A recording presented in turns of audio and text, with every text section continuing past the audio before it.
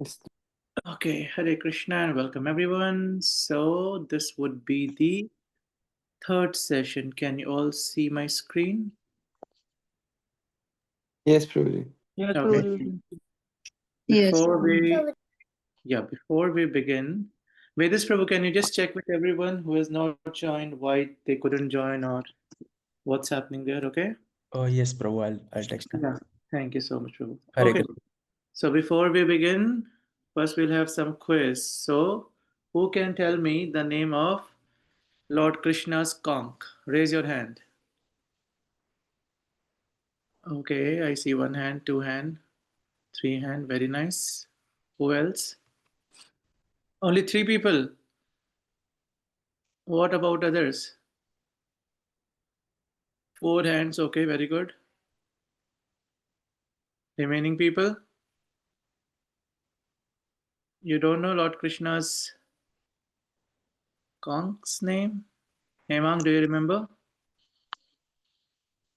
No, Prabhu. No? Okay. Shabri, what about you? Do you remember? Okay. Yes, Aishani. Panchajanya. Panchajanya. Very nice. And what is the name of Arjuna's conch? Three hand. Very good. Yes, Aishani, go ahead. Devadattam. Devadattam. Okay, are you cheating? It is on the screen. No. Okay. Tell me the first verse of Bhagavad-gītā. धृतराष्ट्रवाच धर्मक्षेत्रे कुरुक्षेत्रे समवेतायुयुक्षव मामका पाण्डवश्चैव किमकुर्वत Sanjaya. And what is the meaning? So here Dhritarashtra is saying that to Sanjay that can you please look and see what my sons are doing and what are Pandu's sons doing in the military war. Very nice. Okay, thank you. And Gitanshu Prabhu, tell me the names of Krishna that's been used so far. What different names? Hare Krishna, Prabhuji. I can tell names of Krishna, but I don't remember what Krishna names. Okay. Okay, tell me the names. So it's like Parthasarthi, Keshav, Madhav, Madhusudana, and yes, these are the names. Okay. Prabhuji, I know the meaning of these names. Okay, I know you know. What about others? Anyone else? Can anyone else other than Ashani tell me the names and the meaning of Krishna's name? Okay, simple question. First question first. What is the meaning of Krishna? Who can tell me? Very simple question. Okay, it's the same hands. Yes, Hemang. I think it literally means black, right? Yes. So Krishna, if it's double A, that means black. Krishna. I think it might be like someone who attracts people. Yes, someone who is very attractive. Attractive. That's one meaning. Okay, very good. Who can give more meanings to the name Krishna? Other than this, do you think you can say more about that? Yes, Vedas Prabhu? Oh, it's all attractive one. All attractive. Very nice. Other than that? He possesses the six opulences. No. Prabhu, very simple question. What is the meaning of Krishna? Sorry. We are not talking about God, Krishna. Yes, Gitanshu. Hare Krishna, Prabhuji, it is like the person who is involved in farming. Very good. So Krishi means farming. Okay. And from Krishi comes Krishna. So who is a farmer? That's another name. Now, a more descriptive answer to this is Krish plus Na.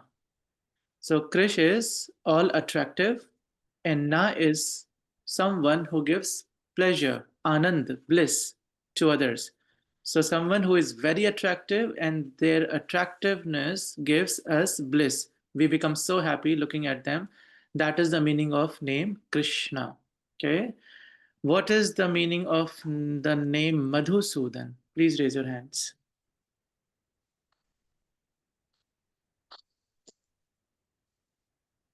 Okay. Yes, Girdhari Prabhu. Hare Krishna Prabhu. So Madhusudan is the Lord who has killed the demon Madhu. Very nice. And do you remember anything more that we spoke about this? Where was he killed? The demon? Not right now, sorry, Prabhu. Okay, Gitanshu Prabhu, do you remember? In Madhuvan? Madhuvan, very nice. Perfect. Okay, what is the meaning of Madhav?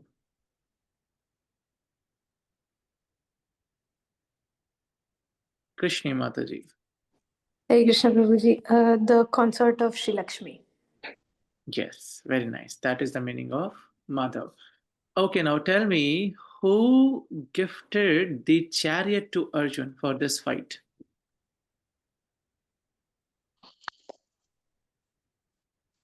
Can I answer that? Yes, Ankota Prabhu, you can. I think it's Lord Indra. Okay. Someone else? Can I speak, Prabhuji? Yes, Agni Dev, Prabhuji. Agni Dev. Yes, that's the correct answer. It was Agni Dev. We discussed this in last class. Okay, next question is who can name the conch of. Tell me who used the conch name Pondra? Yes, Aishani. Bhim. Bhim. Very good. And who can name the conch shells of Nakul and Sahadev?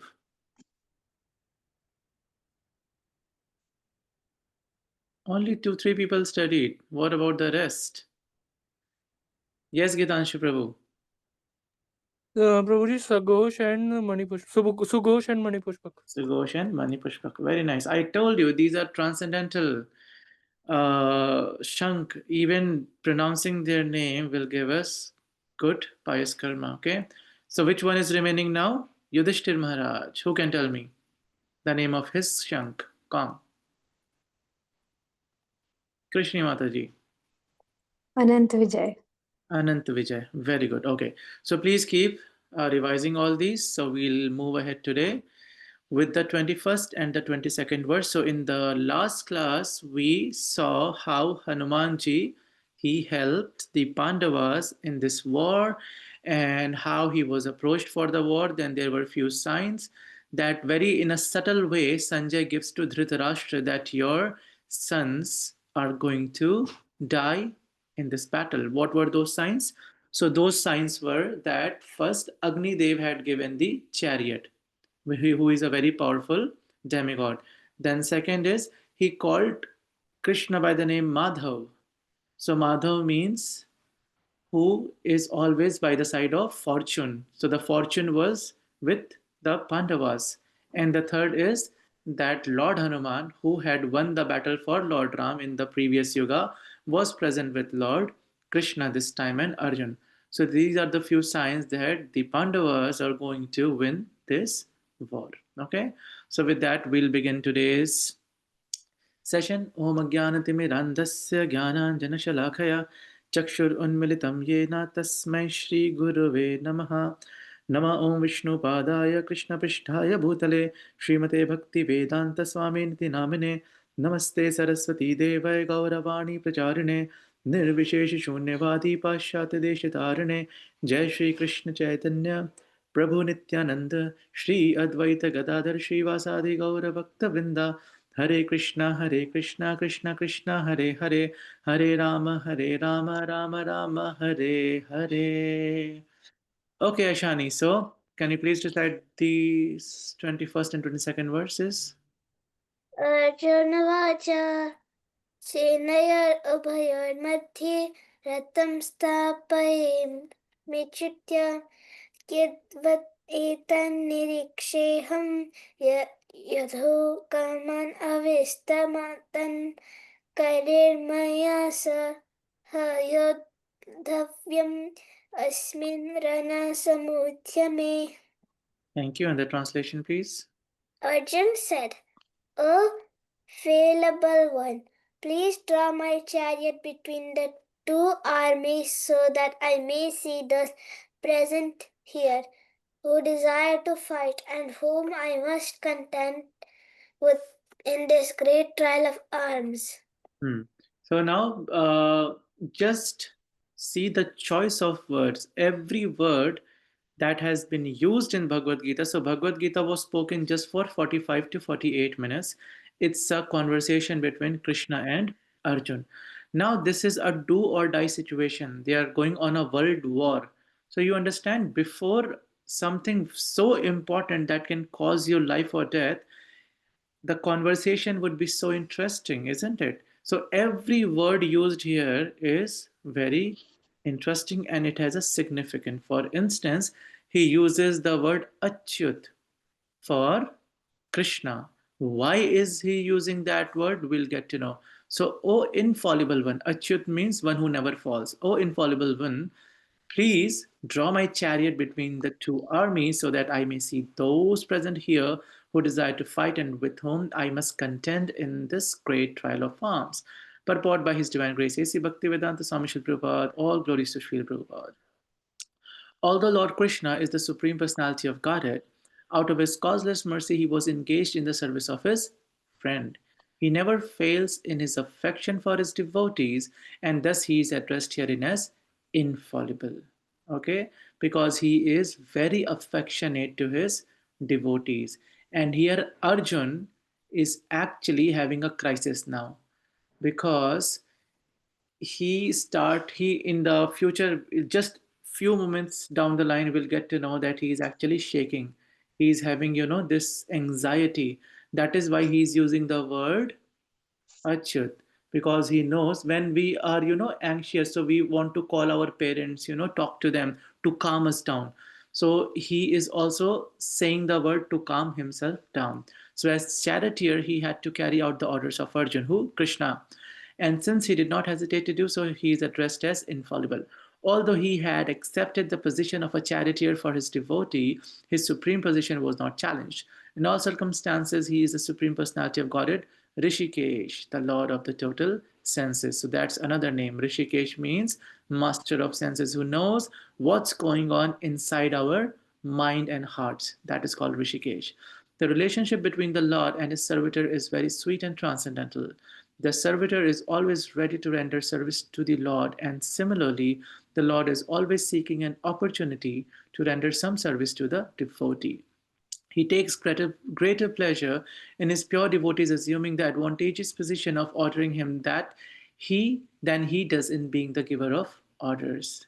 Now, in the world that we live in today, we are taught to be masters, isn't it? Now most of you are in school, then you'll go to college, and then you'll have many degrees, and then you'll get bachelor degree, and then you'll get master degree, and then PhD.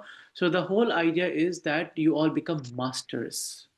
But in the spiritual world, it's totally opposite.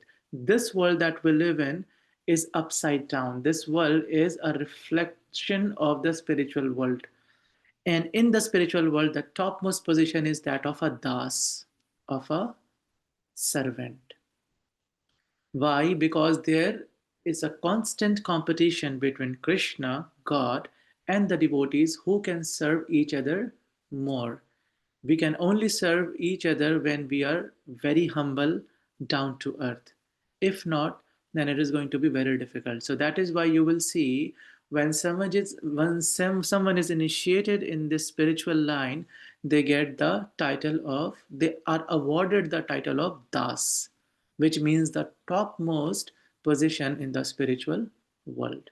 Okay. Now moving ahead, since he is master, everyone is under his orders and no one is above him to order him. But when he finds that a pure devotee is ordering him, he obtains transcendental pleasure, although he is in the infallible master in all circumstances. He is the infallible master. As a pure devotee of the Lord, Arjun had no desire to fight with his cousins and brothers, but he was forced to come onto the battlefield by the obstinacy of Duryodhan, who was never agreeable to any peaceful negotiation. Therefore, he was very anxious to see who the leading persons present on the battlefield were.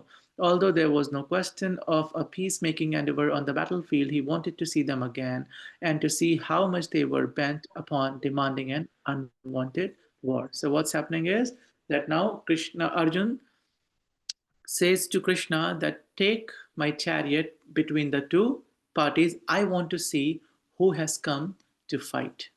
23rd verse, Gitanchu Prabhu.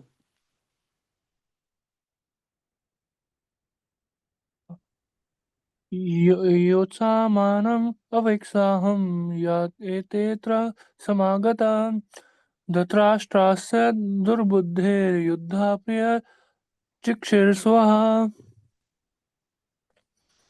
Translation: Let me see those who have come to fight come here to fight, wishing to please the evil-minded son of Dhritarashtra. It was an open secret that Duryodhan wanted to usurp the kingdom of the Pandavas by evil plans in collaboration with his father Dhritarashtra. Therefore, all persons who had joined the side of Duryodhan must have been birds of the same feather. Arjun wanted to see them on the battlefield before the fight was begun, just to learn who they were, but he had no intention of proposing peace negotiations with them. It was also a fact that he wanted to see them to make an estimate of the strength which he had to face, although he was quite confident of victory because Krishna was sitting by his side. So, those of you who watch, or play cricket or football or any sports, before the batsman takes stance, he just takes a look at the field where the fielders are placed so that they can hit the ball, or they know that if I flick over here, backside, offside, onside, then this will cross the boundary, else I'll be caught. Similarly, it goes on in football as well. The players, they see where the other players are placed, how they need to dodge those players, how far, how high they need to kick the ball. So this is exactly what Arjun is doing here. He's assessing the situation. That's why he asks Krishna to take the chariot in the midst. 24th, yes, Chaitanya Prabhu, and please raise your hands and Chaitanya Prabhu will line you up. एवं मुक्तो ऋषिकेशो गुडाकेश गुडाकेशेन नारद सेनयोरुभयोर्मध्ये स्थापयित्वा रथोत्तमम्. Sanjay said, O descendant of Bharat, having thus been addressed by Arjun, Lord Krishna drew up the fine chariot in the midst of the armies of both parties. In this verse, Arjun is referred to as Gudakesh. Gudak means sleep, and one who conquers sleep is called Gudakesh. Sleep also means ignorance. So Arjun conquered both sleep and ignorance because of his friendship with Krishna. As a great devotee of Krishna, he could not forget Krishna even for a moment, because that is the nature of a devotee. Either in waking or in sleep, a devotee of the Lord can never be free from thinking of Krishna's name, form, qualities, and pastimes. Thus, a devotee of Krishna can conquer both sleep and ignorance simply by thinking of Krishna constantly. This is called Krishna consciousness or samadhi. As Rishikesh, or the director of the senses and mind of every living entity, Krishna could understand Arjun's purpose in placing the chariot in the midst of the armies. Thus he did so and spoke as follows. So, we took the story of Gudakesh. Remember the story where Arjun asked Bhim how he could eat in the dark, in the night. And he said that I know where, Bhim says, I know where my hand is, I know where the food is on the table, and I know where my mouth is. You just need to pick up the food and put it inside your mouth. So he was very impressed. Arjun was impressed. And he practiced whole night without sleeping, and he mastered and conquered his sleep. So that is also one of the reasons why he's called Gudakesh. And then he would always, whenever he used to sleep, he used to chant Krishna's name. And that is also why he is called Gudakesh, because he has mastered the darkness, the sleep, the ignorance. And that is why Krishna also chose to be best friends with Arjun. 25th. Yes, Krishna Mataji. भीष्मद्रोणप्रमुखतः सर्वेषां च महीक्षिताम् उवाच Partha पाश्यैतान् समवेतान् कुरूनिति. Translation: In the presence of Bhishma, Drona, and all other chieftains of the world, the Lord said, "Just behold, Parth, all the Kurus assembled here." All as the super soul of all living entities, Lord Krishna could understand what was going on in the mind of Arjun. The use of the word Rishikesh in this connection indicates that he knew everything. Krishna knew everything. And the word Parth, meaning the son of Pritha or Kunti, is also similarly significant in reference to Arjun. So Arjun's name is Parth. Why? Because he is the son of Pritha. Kunti's another name is Pritha, and son of Pritha is called Parth, Arjun. As a friend, he wanted to inform Arjun that because Arjun was the son of Pritha, the sister of his own father Vasudev, he had agreed to be the charioteer of Arjun. Now, what did Krishna mean when he told Arjun to behold the Kurus? Did Arjun want to stop there and not fight? Krishna never expected such things from the son of his aunt Pritha. The mind of Arjun was thus predicted by the Lord in friendly joking. Now, see, I told you every word used here has significance. Now, here Krishna says, Parth. Uvacha Partha Pashyaitan Samvetan Kurun iti. So, in a joking way, in a taunting way, because Krishna is Rishikesh, he understood that Arjun actually will have cold feet now. You know the meaning of cold feet? Just before doing something, you want to run away from it. Let's say you have to write exam and then you'd say, oh, no, I can't do this, I'm too anxious to do that. Or you are about to getting married and then you say, no, I don't want to marry this person. So that's cold feet. Arjun had that now, and Arjun did not tell anyone, but Krishna being God, he understood. So in a taunting way, he says that just behold, this is a joke actually, this is called sarcasm, just behold Parth, all the Kurus assemble here. So why is he using the word Parth? Because by using this word Parth, Krishna is telling him that you are my cousin. Krishna's father is Vasudev and Vasudev's sister is Kunti. So Kunti is Krishna's bua. Okay, his aunt, and Arjun is the son of his aunt. So that means they are related. They are both cousins. So he's saying, you being in my family lineage, you are getting cold feet, Arjun. So that is why he's taunting and being sarcastic with Arjun. Yes, 26th verse. Yes, Sayanshi. Hare Krishna Prabhu ji. Prabhuji, yes, Mataji, yes, good. बहुत छोटा है, मुझे दिखने। अच्छा, मैं zoom करती हूँ। तत्र पश्यन्ति तान् पार्थ पितृनाथ पितामहान् आचार्यमन्तुला भ्रातृ पुत्र पौत्रान् सखीस्तथा श्वशुरसृहस्य चैव शयनयोरुभयोरपि। Translation. There Arjun could see within the midst of the armies of both parties his father, grandfather, teacher, maternal uncle, brother, son, grandsons, friends, and also his father-in-law and well-wishers. Now this is Dwapar Yuga. So you see, just for money, these people who you think are your family are going to fight with you. Kahani ghar ghar ki, isn't it? So this happens everywhere, and this is not just the sorrow story of our era. This is the story of previous yuga. The fathers, grandfathers, teachers, mama, chacha, brothers, sons, grandsons, friends, father-in-laws, well-wishers, everyone can turn or will turn against us for a piece of land, for money, for a house, for property.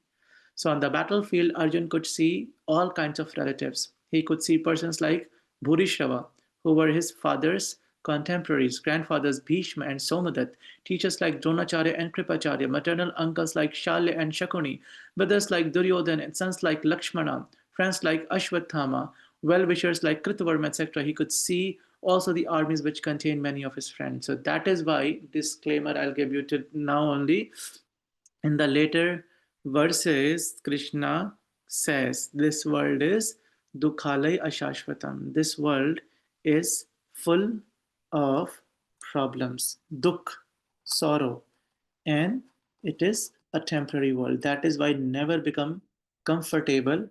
The purpose of Bhagavad-gītā is that we all understand who we are where we are from, where we have to go back. Okay? And don't become comfortable in a position, in a place where you're not welcome, because this is the reality.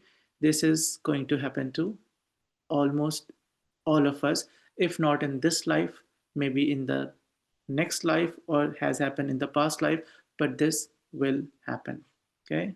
Moving ahead. 27. Giridhari Prabhu. Hare Krishna. तां समीक्ष्य स कौन्तेय सर्वान् बन्धून् अवस्थितान्. Okay. कृपया परायाविष्टो विषीदान् idam अब्रवीत्. Translation: When the son of Kunti, Arjuna, saw all these different grades of friends and relatives, he became overwhelmed with compassion and spoke thus. Yes, so now the breakdown starts. Arjun Uvacha. Who's gonna recite this? Yes, Ishani. Arjunavacha दृष्ट्वेमां स्वजनं कृष्ण युयुस्तं समुपस्थितं सिदन्ति मम गत्राणि मुखं च परिशूयन्ति इति. Arjun said, My Arjun dear said, Krishna, My dear Krishna, seeing my friends and relatives present before me in such a fighting spirit, I feel the limbs of my body quivering and my mouth drying up. Any man who has genuine devotion to the Lord has all the good qualities which are found in godly persons or in the demigods, whereas the non-devotee, however advanced he may be in material qualifications by education and culture, lacks in godly qualities. As such, Arjun, just after seeing his kinsmen, friends, and relatives on the battlefield, was at once overwhelmed by compassion for them who had so decided to fight amongst themselves. As far as his soldiers were concerned, he was sympathetic from the beginning, but he felt compassion even for the soldiers of the opposite party for seeing their imminent death. And while he was so thinking, the limbs of his body began to quiver and his mouth became dry. He was more or less astonished to see their fighting spirit. Practically, the whole community, all blood relatives of Arjun, had come to fight with him. This is really sad, isn't it? Everyone had come to fight with him. They were standing against the people he grew up with. This overwhelmed a kind devotee like Arjun. Although it is not mentioned here, still one can easily imagine that not only were Arjun's bodily limbs quivering and his mouth drying up, but he was also crying out of compassion. Such symptoms in Arjun were not due to weakness, but due to his soft heartedness. A characteristic of a pure devotee of the Lord, it is said, therefore, one who has unflinching devotion for the personality of Godhead has all the good qualities of the demigods, but one who is not a devotee of the Lord has only material qualifications that are of little value. This is because he is hovering on the mental plane and is certain to be attracted by the clearing material energy. Okay. So the thing that we have to learn from this purport or this verse is that we must be very kind all the time to everyone. And if we had to live or accompany or be friends with someone, make sure that this quality is there in them: kindness. This is one of the best qualities in anyone. They could be very wealthy, they could be, very well spoken, there could be many good qualities, but if they are not kind, they will hurt you. If someone is kind, they will never hurt you. And even if by mistake they hurt you, they will rectify the situation. But a person who is not kind, they are not gonna accept that they did something wrong. So, first, try to inculcate this quality within yourself and surround yourself with people who are kind hearted, just like Arjun. Now, Arjun is one of the greatest archer in the world, but he is compassionate about the soldiers that are going to die in this war. He knows that he is going to kill many, and also on his side, many soldiers are going to die. So he's crying because of that situation, because he's kind hearted, he's kind. So that is a very good character, and Krishna loves this character very much. There are certain things that Krishna doesn't like.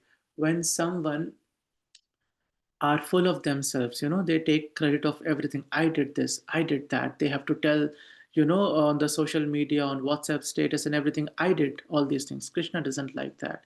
If someone is very rude and arrogant, Krishna does not like that either. So if someone has all these bad qualities, Krishna will never come to them. But if they are on the other side, very humble, very kind hearted, soft spoken, then Krishna is definitely going to take sides with them. Okay, moving ahead. 29th verse. I can read from here.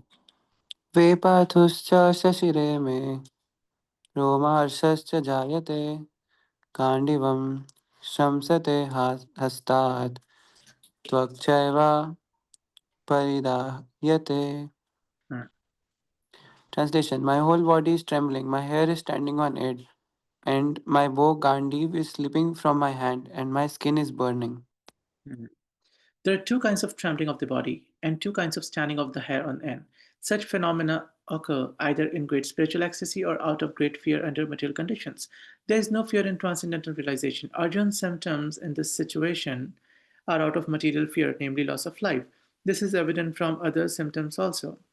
He became so impatient that his famous bow, Gandiv, was slipping from his hands, and because his heart was burning within him, he was feeling a burning sensation of the skin. All these are due to a material conception of life. When we are in the material conception of life, this fear will always be there. You talk to any person, even if they don't accept, you can sense everyone is in fear. They fear that they might lose their job. Every day they are working so hard like donkeys. Why? So that I need to pay my bills, I have to feed my family after this. And this is a fear actually. The students would fear exam, they would fear how will they get jobs, how will they get their managers and stuff. Anyone who's going to get married, they fear how their spouse is gonna be, how their mother-in-law, father-in-law is gonna be, how they're gonna treat each other. So everyone is in fear in this material life. Material life means fear, bhai. The success of life, one of a great Acharya, His Holiness Radhanath Maharaj, he says that the success of life is when one stops fearing death. That is the success of life. When someone says, I don't fear, and they actually mean it, they don't fear anything at all in this life, that means they have conquered the life, their life becomes successful. Okay, moving ahead. 30th verse. Yes, Krishna Mataji. न च शक्नुमवस्थातुं भ्रम भ्रमतीव च मे मनः निमित्तानि च पश्यामि विपरीतानि Keshav. Translation: I am now unable to stand here any longer. I am forgetting myself and my mind is reeling. I see only causes of misfortune. O Krishna, killer of the Keshi demon. Yeah, so again, killer of the Kesha demon. Why is he using this word? Kesha, we'll see that. Due to his impatience, Arjun was unable to stay on the battlefield and he was forgetting himself on account of his weakness of his mind. Excessive attachment for material things puts a man in such a bewildering condition of existence. Remember this. This is a very, very strong statement. Excessive attachment for material things puts a man or woman in such a bewildering condition of existence. If we are excessively attached to anything, we will have to suffer in the end. That is the law of this material world. Such fearfulness and loss of mental equilibrium take place in persons who are too affected by material conditions. Arjun envisioned only painful reverses in the battlefield. He would not be happy even by gaining victory over the foe. The words nimittani viparitani are significant. When a man sees only frustration in his expectations, he thinks, why am I here? Everyone is interested in himself and his own welfare. No one is interested in the Supreme Self. Arjun is showing ignorance of his real self interest by Krishna's will. Arjun, one's real self interest lies in Vishnu or Krishna. The conditioned soul forgets this and therefore suffers material pains. Arjun thought that his victory in the battle would only be a cause of lamentation for him. Now, there is a very big Big hint here. The hint is Arjun is showing ignorance of his real self-interest by Krishna's will. What does this mean now? This will change the complete perspective of hearing, reading, understanding Bhagavad-gītā. This means that Arjun is playing a role. This thing has happened again and again. For instance, when a drama company comes and they present, or let's say, there is this American circus, I don't know what it's called, Jumbo Circus or something like that.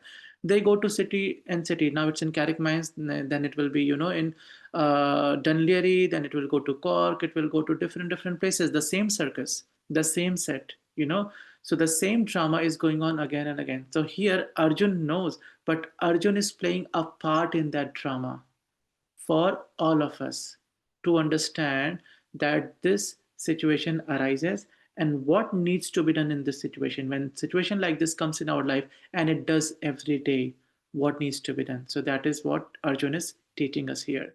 But here what's happening is Arjun says, even if I win this war, I won't be happy. He would not be happy even by gaining victory.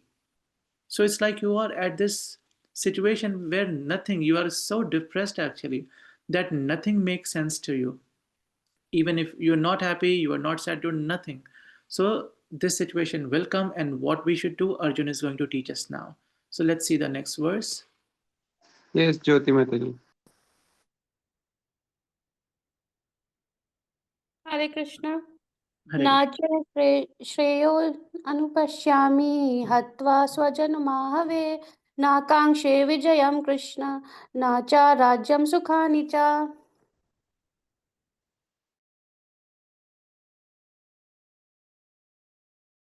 In this battle, nor can I, my dear Krishna, desire any subsequent victory, kingdom, or happiness.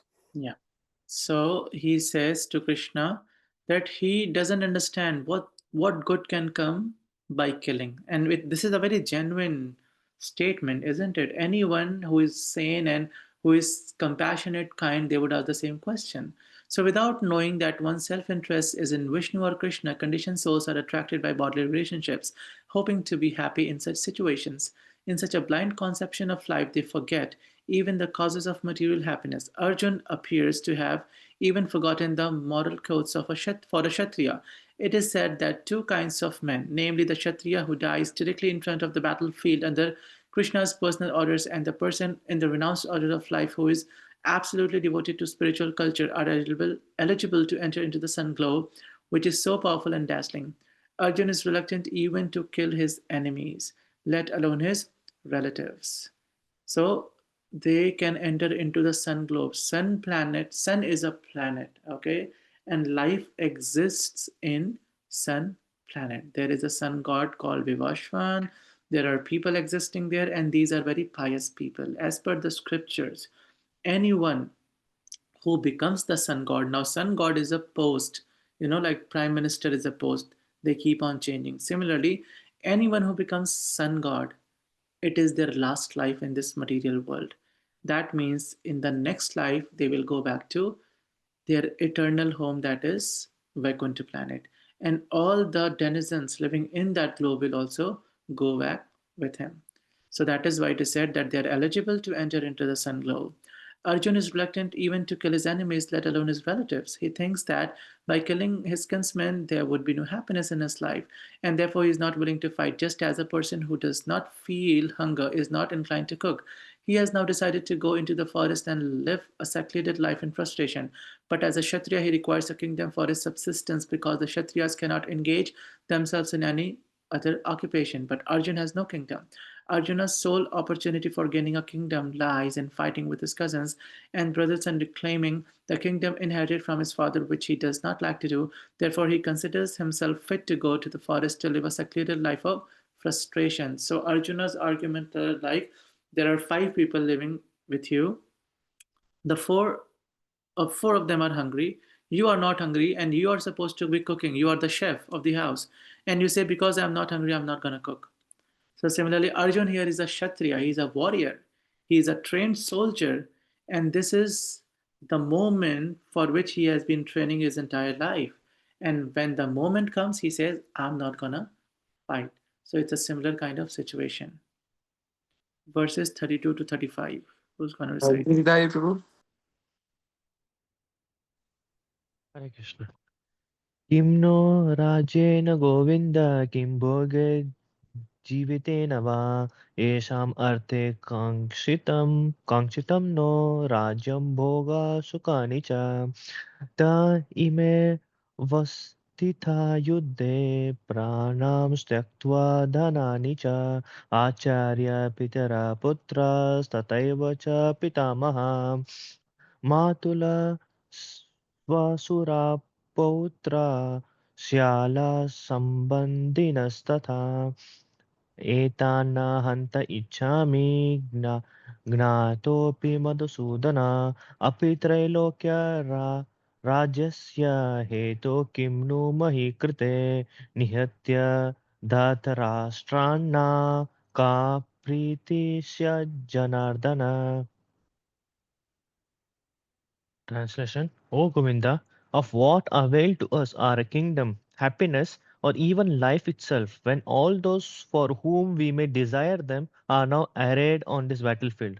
O Madhusudan, when teachers, fathers, sons, grandfathers, maternal uncles, fathers in law, grandsons, brothers in law, and other relatives are ready to give up their lives and properties and are standing before me, why should I wish to kill them, even though they might otherwise kill me? O maintainer of all living entities, I am not prepared to fight with them, even in exchange for the three worlds, let alone this earth.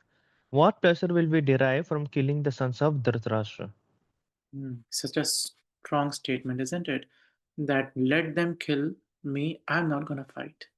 Arjuna has addressed Lord Krishna as Govind because Krishna is the object of all pleasures for cows in the senses. So we have discussed this. Go means cow, and go also means senses. And wind is who provides happiness, bliss, pleasure to them, to the senses, to the cows. That's called Govind.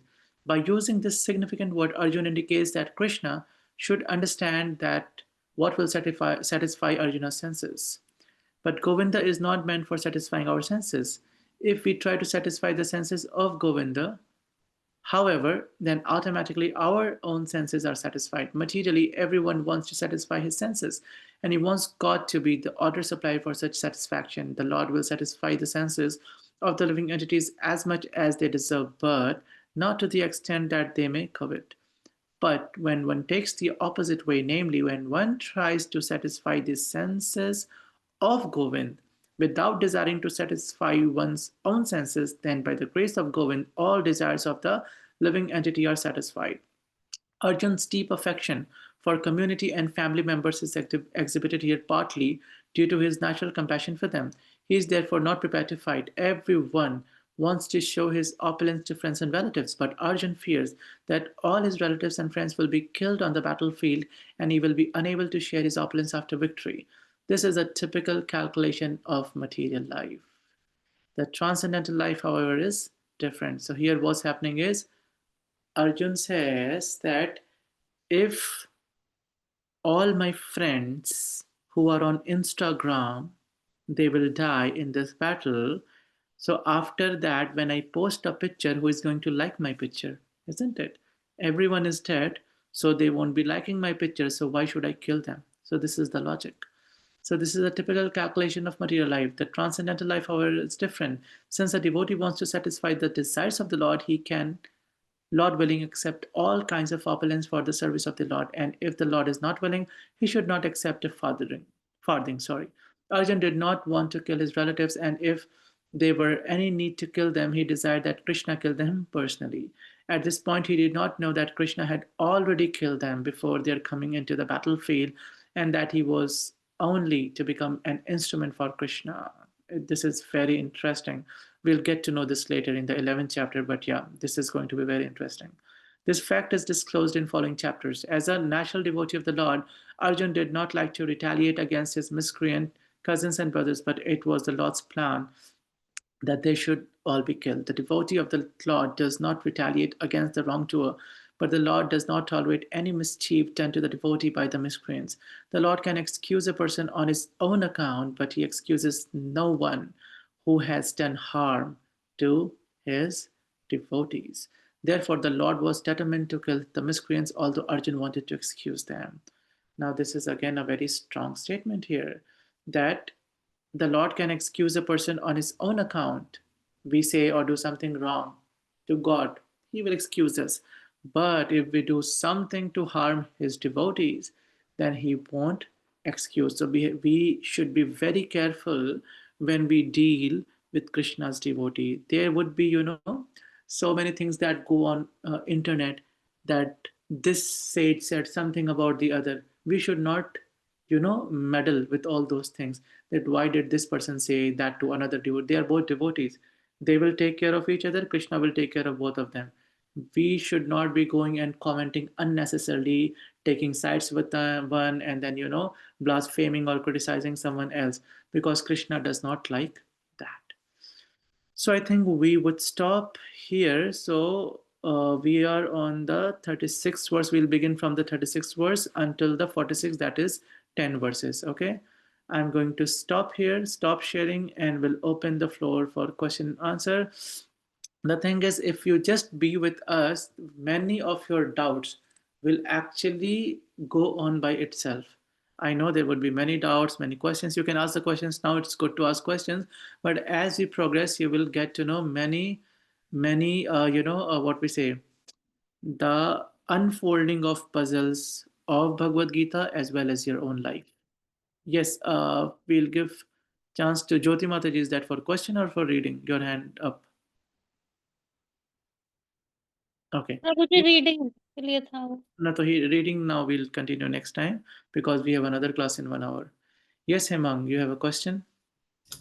So in the text it said that the sun is a planet and people live there, but then how is that possible compared to our like what we know today? Because the sun right now that we know of is a star of burning hydrogen. Mm-hmm.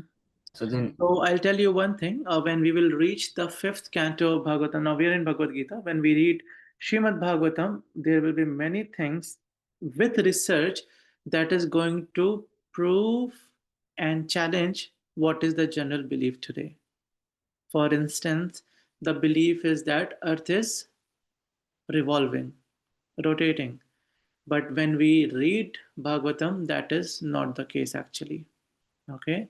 And similarly, regarding sun also, we will read in detail through taking Shastra as, a reference that how people actually live. They inhabited that planet. So we'll get there, Hemang, in some time. Okay. okay. Yeah. Yes, Suman Mataji. Question? Hare Krishna, Prabhuji. Hare Krishna. Prabhuji, as we have read in the chapter, as we are reading in the chapter, and we have read previously as well, we all know the questions of Arjuna were valid. And same question come to our mind in one situation of other in the life. And from the very start, from the first 3 seconds, when that thought arise in the mind, the subconscious mind tells it is right or wrong from the very start. Just first the 3 second, after that, the heart start playing like, they are all relative and everything. How come the human being knowing what is right from wrong, they are clearly able to recognize, but why always their judgment is so clouded? And what can be done to clarify that? Yeah. So from the previous batch, who can tell me what is the 4 defect of human beings? Please raise your hands. Jyoti Mataji, you can put down your hand, Mataji, okay? Okay. Yeah, thank you. Yes, Tanush Prabhu, what are the 4 defects? Prabhu, humans make mistake. They have imperfect senses. They are illusioned, and they have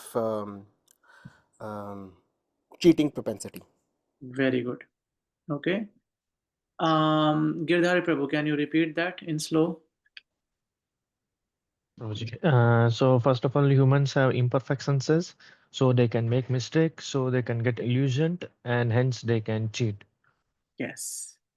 So Mataji, all the humans, there are two kind of humans we read this morning. One is ever liberated and one is ever conditions. Unfortunately, most of us come in the category of ever conditioned. Now, all the conditioned humans have these four problems, four defects. And because we are defected, we can never rely on our senses. Okay. As you said, the first 3 seconds, I don't know where you came up with that, but even let's believe that yes, in the first few seconds, we know it is said, I know that the first instinct is always right and we must follow that. So it is also sometime connected with the super soul, that the super soul guides us what is right, what is wrong. But still, how do we know? Let's say a drunkard gets the sense that they should keep drinking, or someone who is doing drugs, they get the sense that, oh, I should keep doing drugs until I die. Is that right? No, that is wrong. So in this situation, Mataji, we have to approach someone who is out of these four defects, who doesn't have these four defects, and that is a nitya siddha person who is a guru, who is liberated Vaishnav, a Nitya Siddha, a Kripa Siddha. So we have to reach out to them, and if these situations come, and we have to follow their Vani, their words. Does that make sense, Mataji? Yes, Prabhuji. Yes, Prabhuji. Thank you, Prabhuji. Yes, Vedas Prabhu. Hare Krishna, Prabhu. Thank you for the class. Prabhu, there was a line that to be ultimately happy, instead of pleasing our senses, we have to please the senses of the Supreme Lord. So we are not at the, I'm not at the pure devotee stage. So at my stage, how will I know if the Lord is pleased with whatever I'm trying to achieve? Yasya prasadat bhagavat prasado, yasya prasadat na gati kutopi. Meaning, when our Guru is pleased, Krishna is pleased. And when our Guru is not pleased, Krishna is not pleased. So even if I made Chappan Bhog, offer it to my Guru, and if my Guru is not happy, understand Krishna is not happy. How will Guru become happy? When we follow their words, their Vani. When Guru is saying something and we follow them and they become happy with us, then we can understand Krishna is happy with us. Very simple rule, Prabhu. Okay? Yes, Prabhu. Thank you so much. Krishna. Yes, Hemam Prabhu. This question's a bit like weird, but so if we say that God is one, then where did the property of that one came from? Like if There is God it. made, I said that if he say God is one, Hmm. then where would the property of him being one come from? Like if God made the universe, the earth, everything, then he also made numbers. Then how can we say God is one if he existed before numbers? And if God came after numbers, then what made numbers? Like where did Hmm. the property of that God being one come from? Yes. Many people have asked that question. Like many. This is the most asked question actually. So Lord Brahma gives answer. I'll give you two answers. The first one is Lord Brahma. He gives, and he says, Govindamadi Purusham Tamaham Bhajami. So in that he says, Ishvara Parama Krishna Satchidananda Vigraha Anadiradir Govindam Sarva Karana Karanam. It means that first he is glorifying that Ishvara Param Krishna.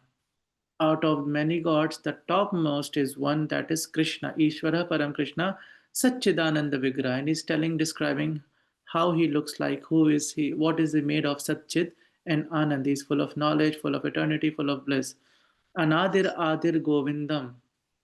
And he is Anadir Adi, meaning he doesn't have a beginning, he doesn't have an end, he is Govind, he is always full of bliss.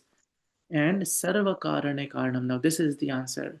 He is the cause of all the causes, meaning that there is no cause of Krishna. And coming to the second part, where I said there are two views on this, is that everything that we are doing here, Krishna says in the 15th verse of the 15th chapter, Vedashcha sarver aham eva vedyo, meaning the whole purpose of reading anything in this world, Ved means knowledge, any education that we are taking, Vedashcha sarver aham eva vedyo is to know Krishna, is to know God. So all the people in this world are trying to find the answer to the question that you have asked. That if Krishna made everything, who made Krishna? No one other than Krishna can give the answer to. And the reason we cannot understand it because we are limited in a 3D, 4D, 5D world. The answer to this question goes beyond, because with our tiny brains, I say, we cannot understand that how can there be a world where we never die. We are there always, eternally. We exist. We don't even grow. Like, our conception is the nails grow, the hair grow, our body grows, but eternally, when we go to that spiritual world, we don't grow actually. We are always in, at one age. There is no concept of time, there is no sunlight, moonlight, and all the other things. Krishna has explained that as well. So, yes, as we grow in this journey by Krishna's will, we are going to get the answer to such question. But our eminent Siksha Guru, Prabhupada, spiritual master, he would say that rather than trying to find the answer to this question, our first course of action should be you reach Krishna first. Go back to Vaikunt, and then you ask this question and get the answer to this question. So, Prabhu, this question has been asked by millions of people, millions. When I came first, I had the same question. If Krishna made everything, who made Krishna? But the answer is you first reach to Krishna and then you ask Krishna. But as we progress, then slowly and slowly we'll try to understand these things. For instance, if I ask you, how did you like the mango? Now you can say it's sweet, but the taste that you are getting, the feeling, the happiness that you have, you cannot explain it to others. You are, observing things, and you are feeling some emotions that only you know. Similarly, the answer to these questions you will feel inside Divyagyan Hriday Prakashito. You will get this knowledge from within. That is why you see, and this is a very practical answer to everyone here. You will see in yourself when you came, most of you, we started this journey like 3 years back. In the beginning, there are many questions, so many questions. But as we start chanting this Hare Krishna Mahamantra, and as we progress, you would see within yourself, or if you have not come to that stage yet, you will see many sadhus, they don't have any questions.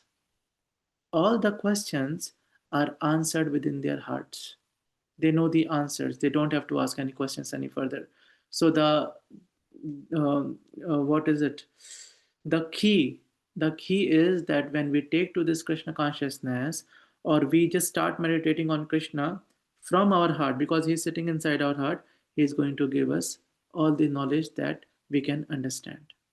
Okay, Prabhu? Okay, Babuji. But I was trying to ask what made numbers actually? Numbers, when you say what numbers? Like 1, 2, 3. Yes. So in the beginning, Lord Krishna gives the Chatushloki knowledge to Lord Brahma. Okay. And then Lord Brahma starts creating everything. And when he starts creating everything, he gives every knowledge, meaning A, B, C, D. Why does B come after A? And why is it not B, A, D, C? Right? Why is it A, B, C, D only? Why is it 1, 2, 3, 4, 5, 6, 7, 8, 9, 10? Why not the other way around? Why doesn't it start with 9, 8, 7, 6, 5? Right? Because we heard it from our teacher. Our teacher heard it from their teacher. They heard it from their teacher. And it traces back to Lord Brahma, who got the knowledge from Lord Krishna. So this is our, like, why we call water water. Why don't we call water as rock? Give me rock, I want to drink rock. Why we say I want to drink water? Why we say I want to eat banana? Why are you calling it banana? Why are you not calling it, something else? I want to eat tree. No, I want to eat banana, isn't it? So how does that word come across? Because it all comes in the form of Shabd Praman, hearing it from the authorities. That is how things descend, and the source of everything is Krishna. It's coming from there. Okay? Okay. Yes, Gitanshu Prabhu. So this is last question because just in 53 minutes we have another Kalbai Maharaj. Yes. Hare Krishna Murthy, I just wanted to ask, like, is this the same link that we have to use for Maharaj? Yes, it's the same link. We have shared the link, Prabhu. The link is Okay, in the. Murthy, actually, there are some devotees who are not connected to BGA group. That's why I'm asking. Yeah, so you share the link. Now it's in BGA group. You share that link to everyone. Okay. Okay, Murthy, In Hare Krishna. BGA group, Prabhu, we have shared the link of the class with Maharaj. You share that link with everyone. Okay. Go back. Okay, Yesterday you will find that link. I will share that now. Okay. Okay, so thank you everyone. Please go back, read, revise. If there is any question, you can ask in the group. And we'll also try to have classes in person. So I was thinking of taking this class tomorrow in the temple, but then we'll have a busy schedule tomorrow. But we'll try to give it a mix of online and offline so that we have more time for question and answers. Okay. Thank you everyone. Vanchakalpatarubhyascha kripa sindhubi eva cha patitanam pavanebhyo vaishnavebhyo namo namah. Ananta Koti Vaishnav Vrinda ki jai. Hare Krishna Hare everyone. Krishna. Hare Hare Krishna. Krishna. Thank you, Prabhuji. Prabhuji, Thank for you, the class. Hare Prabhuji. Krishna, Murthy, thank Thank you you, so much. Prabhu. Hare Krishna Prabhu, thank you so much. Hare Krishna.